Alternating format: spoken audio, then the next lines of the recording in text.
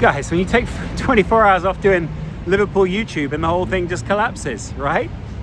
That must be how Anfield Agenda feels. Or all red. Not me. Didn't get any of the comments. Hey, where are the videos? Doesn't matter. It's all right. We're in New York. Look at this. The most romantic city in the world.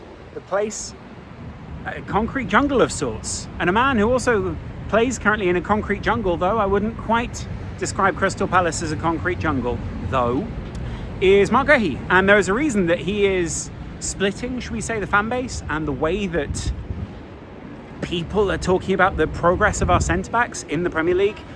I just want to kind of run through some reasons why. First of all, it's because Virgil van Dijk plays in our back line. Virgil van Dijk is fundamentally the best centre-back that's ever played in the Premier League, and possibly the best centre-back that's ever played.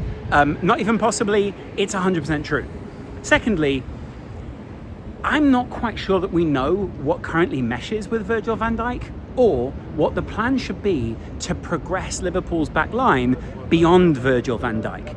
We might not need to replace, touch wood, you got Virgil van Dijk for another 2 to 3 seasons, right? The guy is a legend of the game, but he's also someone who still plays at the very top level and excels in almost every part of the game. Ball playing, winning the ball back, aura, everything on top of that, right? And I don't even like the name aura. Anyway, he's a staple. So how do you play alongside Virgil van Dijk? And how, on a very simple level, do you work out literally the best way to complement him? He's a very dominant guy. He's a leader. He's a guy who is clearly the A side in the relationship, if A and B sides still exist in centre-back partnerships. I'm just going to let this guy pass because he's playing a radio in public. Anyway, what's mad about that is, right, and I mean this like in the best way, that is leading to questions around Marc Guehi and whether he's suited. Now, first of all, that's partly because Konate came into the club and surprised us all to a large extent. A lot of people at the time told us that of the deal, Upamecano was the better of the two. A lot of people behind the scenes told me they thought Konate was the better of the two, fundamentally. At the time when he signed, there were moments where I thought, is there a Bambi on ice type situation here? Because we'd had Joe Gomez, he felt like a very solid, reliable player for a very long time. We didn't know where his ceiling was. He was still young and progressing, and to a huge extent, Joe Gomez is still young and progressing. He's not over the hill. His injuries have definitely set him back, but he's not over the hill. And we'd also had Joel Matip, a very unique player, someone who we got for free on a profile that we didn't even know existed, and was a mazy run ball-playing centre-back who loved his teammates and his team loved him. Guys, that's a profile that I don't think maybe we thought we might get one, but we never thought we were going to get Joel Matip. We never thought we were going to get, maybe we thought we were going to get Joe Gomez, but I don't think we ever thought we were going to get him. We were kind of in a bit of a haze. We'd had Ragnar Klavan, a great player, but not what we want if we're going to win the league. Dejan Lovren, the same. We'd had Mamadou Sakho. All of these guys are great, they're good. They're not great, they're good Liverpool players. And so on a fundamental level, does that make sense? We need to upgrade how we play. And Marc Guehi is going to be a big part of that. Marc Guehi is going to be, first of all, he's a leader, so that's great. Good.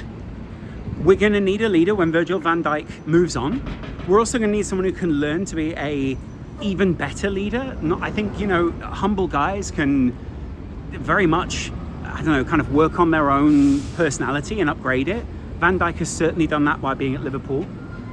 And I think that being in partnership with him is going to give us, it's going to buy us more time in finding a partner for Guehi. It's going to make Guehi the A-side. If you can play with two A-side centre-backs, I think you probably can, because I think Marc Guehi is quite a, I want to call him deferring player. He will very often adapt because he is so good to the qualities of the other centre-back, which is why I think so many centre-backs who played alongside him at Crystal Palace in many different systems have looked so good. And then on top of that, Konate is a monster of a centre-back.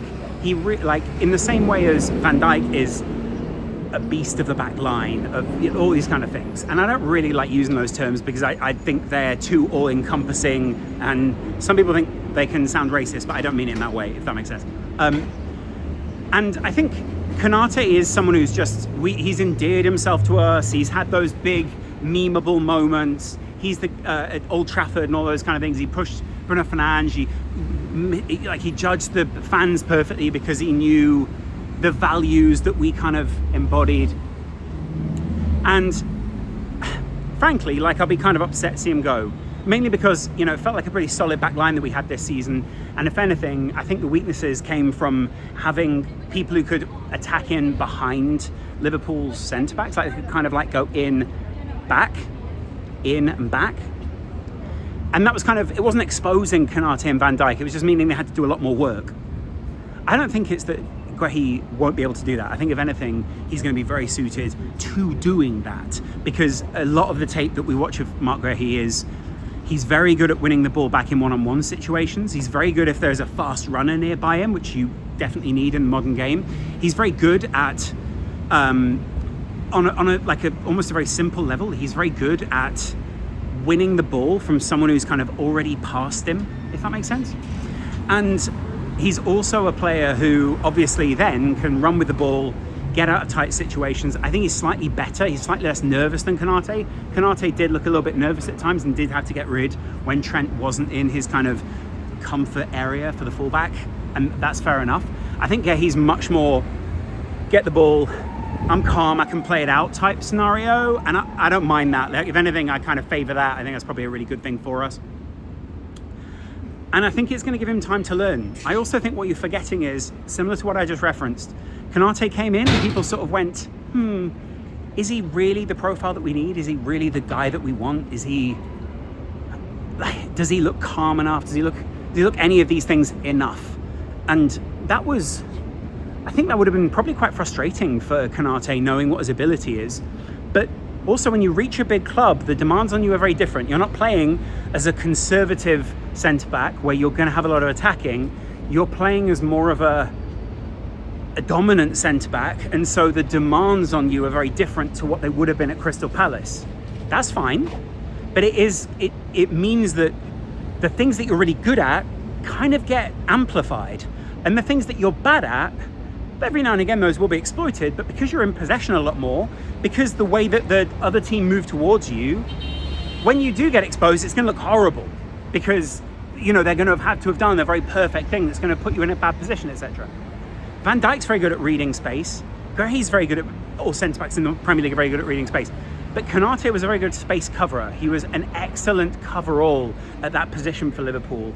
And I think he's going to be a little bit different. He's not going to be that kind of massive space coverer that everyone thinks Konate is, and that he is, to be honest. He's a great player in that sense. He's going to be someone who, every now and again we go, whoa, have they gotten by him? And then he catches them up and wins the ball, and suddenly their free-flowing attack is going the other way.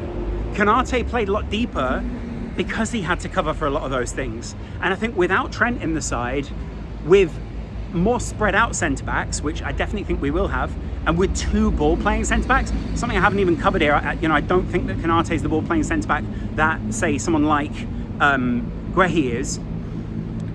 We're just going to be able to put the opposition on the back foot, much quicker, so we're not just going to be kind of deferring the ball to Trent and then the ball comes back across the field as a diag or whatever people want to call it. It's going to be that we can very quickly turn these attacks around and be counter-attacking very quick. Now, here's the thing. We almost bait people into letting us counter-attack on them. We don't almost do that. That's what we do. And we've become very good at it. But one thing that kind of got found out towards the end of the season was people took a lot less risks against us. Guess where Guehi comes from? He comes from a team where people will take some risks, but a lot less risks against Crystal Palace because they don't need to in that way. They'll be a more dominant side, etc., etc. And they kind of transitioned into being a better team because of the technicality of Marc Guehi. That balance and that need to be able to judge the game, move forward with it, and turn the game on the opposition is something that we need more and more and more. And Konate is fine at that. But that's not the baseline of where he is. That's not what Klopp was asking him to do. Klopp was asking him to fill so many different roles. And to an extent, I'm really disappointed that he won't get to show what he is capable at Liverpool if he does leave this summer, because he doesn't sign another contract, etc., etc.